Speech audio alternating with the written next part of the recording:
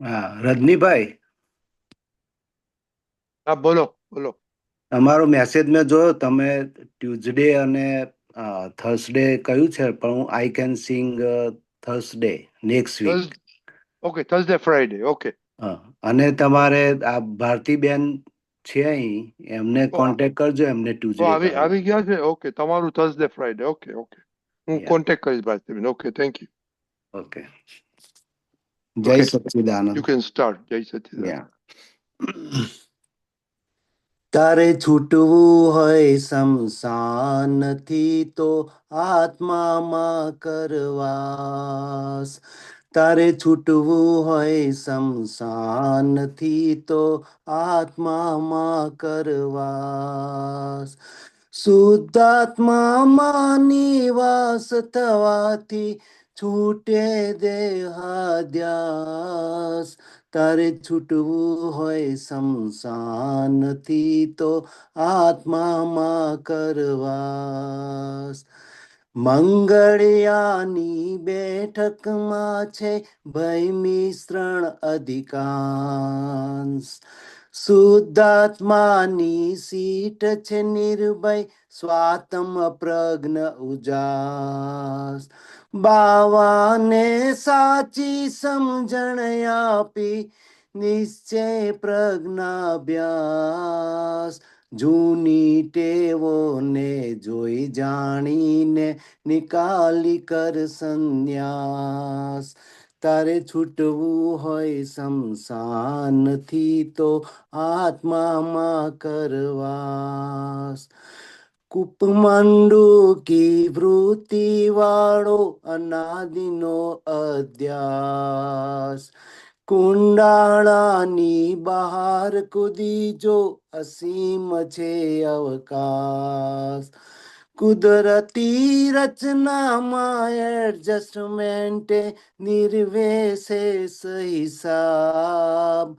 કાયમનો કેવળ અનંત સુખ ગુણ નિજાત્મી અસબાબ. શુદ્ધાત્મામાં નિવાસ થવાથી છૂટે દેહાદ્યાસ. જે કાંઈ પણ બની રહ્યું છે એ છે ચોખ્ખો ન્યાય. લેણા દેણા રૂપી પૂદગલ સ્થૂળ સૂક્ષ્મ પર્યાય. છ તત્વોના વિસર્જિત જ્ઞેયો જાણે આત્મસ્થ. કેવળ જ્ઞાતા ને દ્રષ્ટા છે ખુદ સિદ્ધાણમ અવિનાશ. તારે છૂટવું હોય શમશાનથી તો આત્મામાં કરવાસ. અલોકમાં નથી અણુ પરમાણુ કરતા કોઈ ન ત્યાં. મસાણ ગાંઠથી છૂટવા માટે ઉપાય અંતિમ આ. અહીં કરવાનું જે કાંઈ કહ્યું છે તે છે સત્પુરુષાર્થ.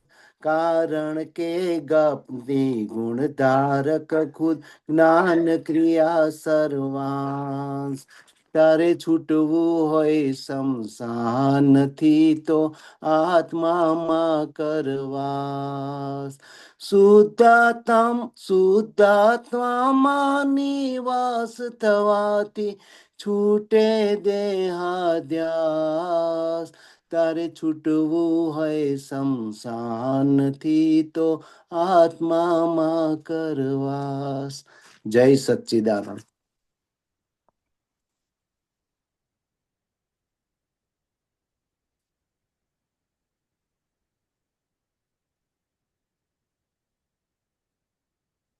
જય સચ્ચિદાનંદ. પદ જે સ્ક્રીન ઉપર છે તે અને આપે જે ગાયો બંને જુદા જુદા છે.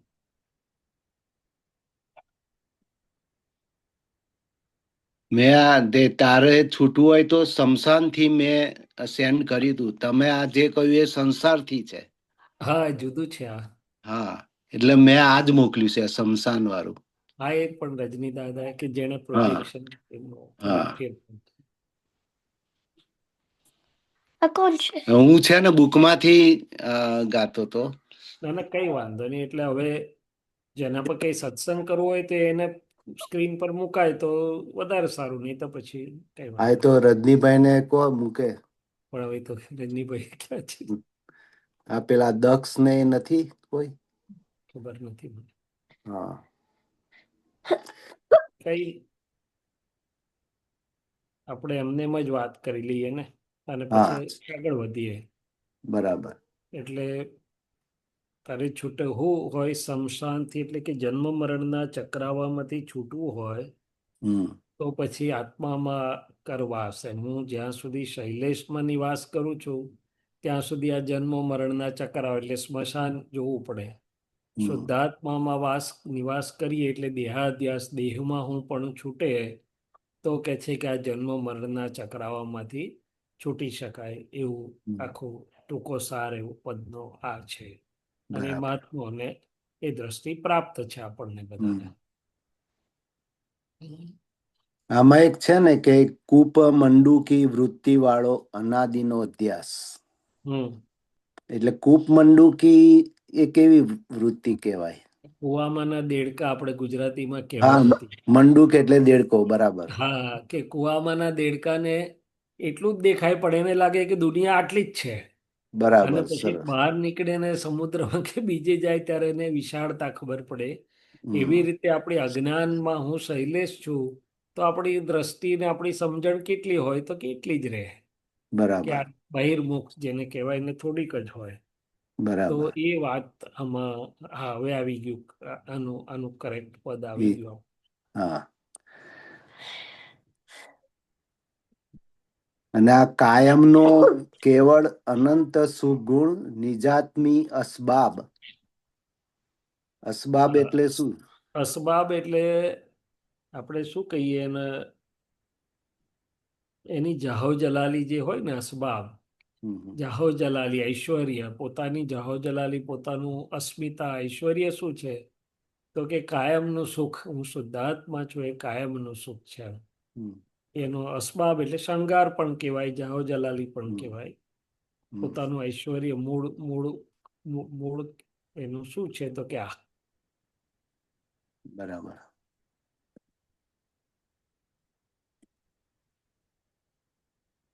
એટલે આખું એ જ છે કે ભાઈ અજ્ઞાન દશા હતું મંગળિયાની બેઠક, એટલે કે હમ શૈલેષ એટલે પરધર્મ ભયાવહ, જે ગીતામાં કૃષ્ણ ભગવાને કીધું ને કે હમ આ રિલેટિવમાં હું પણ ને મારા પણ હતું, એટલે બધે ભય ભય ને ભય લાગ્યા કરે. બ- અધિકાંશ મોટા ભાગની વસ્તુમાં ભય રહે.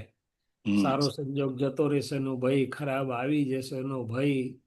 શુદ્ધાત્માની સીટ છે નિર્ભય. હું શુદ્ધાત્મા પર બેઠા એટલે કોઈ પણ ભય ના લાગે. હમ, મૃત્યુનો પણ ભય ના લાગે. બધા જ ભયમાંથી મુક્ત થઈ જાય. બરાબર. શુદ્ધાત્માની સીટ છે નિર્ભય, સ્વાતમ પ્રજ્ઞા ઉજાસ. બાવાને સાચી સમજણ આપી નિશ્ચય પ્રજ્ઞા અભ્યાસ. પ્રજ્ઞાના પ્રકાશમાં જે અભ્યાસ થઈ રહ્યો છે નિશ્ચય એટલે હું શુદ્ધાત્માનો, હમ, તે બાવાને સાચી સમજણ, કે જે અજ્ઞાન હતો હવે હું શુદ્ધાત્મા છું, ભાનમાં આવ્યો. એટલે એ કે છે કે પ્રજ્ઞાના આધારે જૂના અધ્યાસની સામે હવે જ્ઞાનનો અભ્યાસ થઈ રહ્યો છે. બરાબર.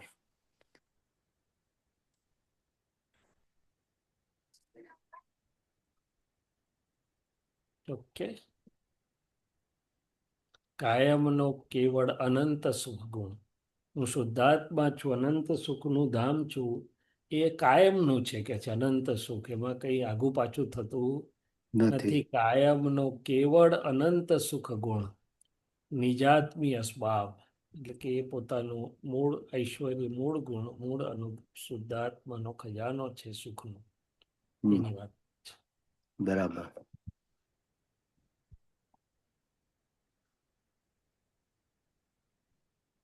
આ છ તત્વોના વિસર્જિત જ્ઞેયો જાણે એ આત્મસ્થ.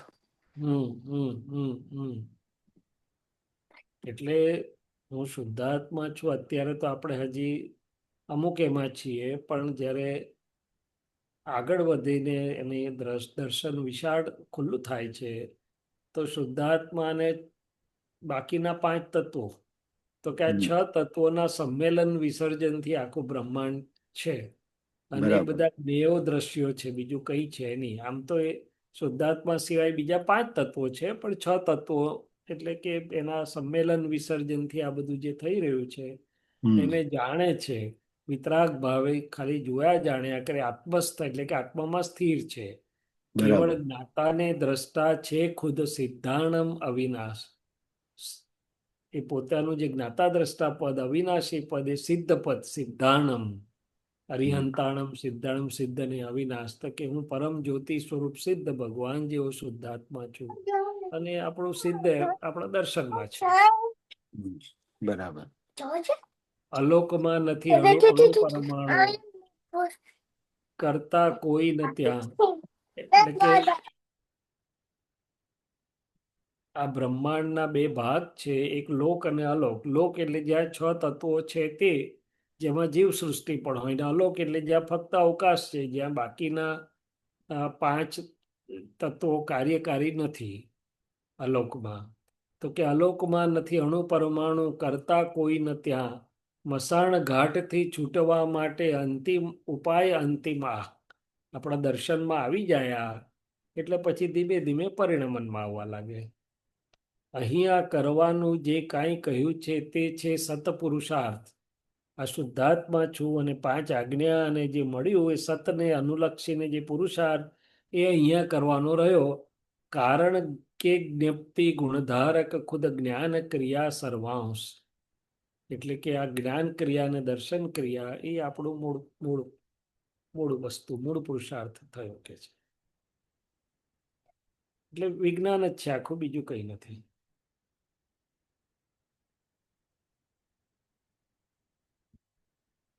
ચાલો તો પછી બીજા મહાત્માઓને કઈ પ્રશ્ન હોય તો આગળ વધીએ આપણે. તમે અનમ્યુટ કરો પ્રમોદભાઈ, તમે મ્યુટ તમારે કરો. અનમ્યુટ કરવાનું છે.